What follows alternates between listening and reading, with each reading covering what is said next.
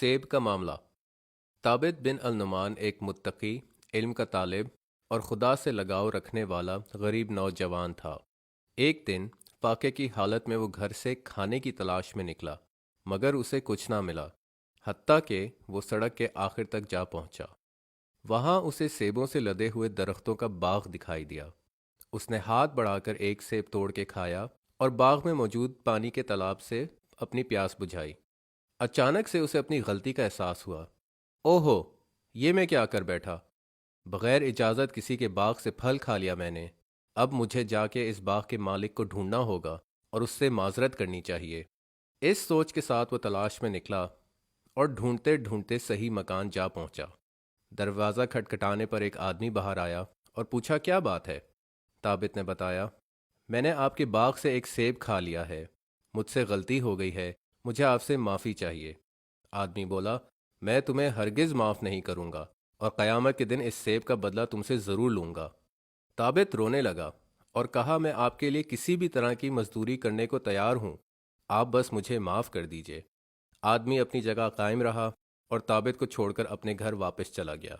कुछ देर बाद जब वो आदमी नमाज पढ़ने के लिए निकला तो ताबित को अपने दरवाजे के बाहर बैठा पाया। उसकी दाढ़ी आंसुओं से भीग चुकी थी और वो बोला, मैं आपके बाग में मजदूरी करने के लिए तैयार हूँ, आप मुझे माफ़ कर दें। बाग का मालिक बोला, मैं तुम्हें अपनी बेटी से शादी करने के बदले में माफ़ कर सकता हूँ। बात सुन के ताबित हैरान तो हुआ, मगर माफ़ी के लिए राज़ी भी हो गया। आदमी बोला, मेरी बेटी अंधी है, वो देख नहीं सकती, गूंगी है, बोल नहीं सकती, वो बहरी है, सुन नहीं सकती। बहुत देर से मुझे ऐसे शख्स की तलाश थी जो उसे कबूल करे। ताबित काफ़ी परेशान हुआ। उसे समझ नहीं आ रही थी कि वो ऐसी औरत के साथ कैसे रहेगा, कैसे वो एक दूसरे के हुकूक अदा करेंगे। मगर दोज़ख की आग और इस शादी के बीच चुनाव करने में उसने रिश्ते को कबूल कर लिया। उसने लड़की के बाप को हाँ कर दी। आदमी बोला, अगले जुमेरात को वापस आ जाना, मैं रुखसती का बंदोबस्त करके रखूंगा। एक हफ्ते बाद वादे के मुताबिक ताबित आदमी के घर पहुंच गया। वो अभी भी परेशान था, मगर उसने अल्लाह का सहारा लेते हुए दरवाज़ा खटखटाया। लड़की का बाप बाहर आया और गर्म जोशी से इस्तकबाल करते हुए ताबित को अंदर ले गया। वहाँ उसका तारुफ एक खूबसूरत नौजवान लड़की से करवाया। ताबित को कुछ समझ नहीं आ रहा था। आदमी ने तो माजूर लड़की का बताया था और यहाँ जन्नत की हूर बैठी हुई थी। वो लड़की समझ गई ताबित क्यों परेशान है। वो उठ के ताबित के पास आई, उसका हाथ चूमा और बोली, मेरे वालिद ने आपसे बिल्कुल दुरुस्त बात की है। मैं गूंगी हूँ क्योंकि मैंने कभी कोई गलत बयानी नहीं की। मैं बहरी हूँ क्योंकि मैं कभी गीबत की महफिल में नहीं बैठी। मैं अंधी हूँ क्योंकि कभी किसी नामहरम पे नज़र नहीं डाली। मैं अपने वालिद की अकलौती औलाद हूँ और वो हमेशा से मेरे लिए मुत्तकी शोहर चाहते थे।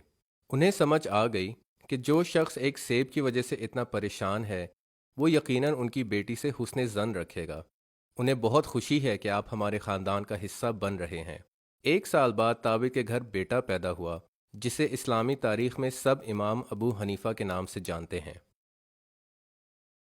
ومن يتق الله يجعل له مخرجا ويرزقه من حيث لا يحتسب ومن يتوكل على الله فهو حسبه إن الله بالغ أمره قد جعل الله لكل شيء قدرا۔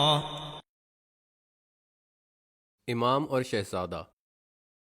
इमाम अली इब्न हमज़ा अल कसाई खलीफा हारून रशीद के बेटे अल मामून के उस्ताद थे। एक दिन सबक के इख्तिताम पे इमाम ने अल मामून को बग़ैर किसी वजह के छड़ी से मारा। अल मामून को शदीद गुस्सा आया और उसने पूछा, मुझे क्यों मारा। इमाम बोले, चुप रहो तुम। इस तरह जब भी अल मामून पूछता, इमाम का यही जवाब होता। 20 साल बाद अल मामून खलीफा बन गया और उसने इमाम अल कसाई को दरबार में बुलाया।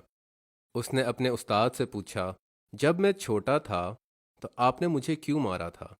इमाम मुस्कुराए और कहा, तुम्हें अब तक वो बात याद है हाँ। मामून बोला, मुझे आज तक याद है। तमाम दरबारी इमाम की तरफ मुतवज्जो थे।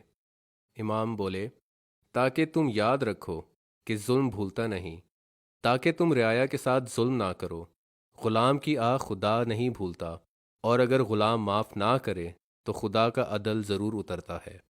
نبی صلی اللہ علیہ وسلم کا فرمان ہے، ظلم کرنے سے ڈرو، یہ قیامت کے دن تاریکی بن کے سامنے آئے گا۔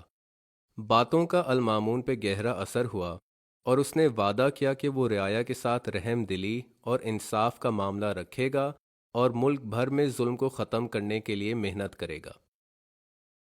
وَنَضَعُ الْمَوَازِينَ الْقِسْطَ لِيَوْمِ الْقِيَامَةِ فَلَا تُظْلَمُ نَفْسٌ شَيْئًا وَإِن كَانَ مِثْقَالَ حَبَّةٍ مِّنْ خَرْدَلٍ أَتَيْنَا بِهَا وَكَفَى بِنَا حَاسِبِينَ۔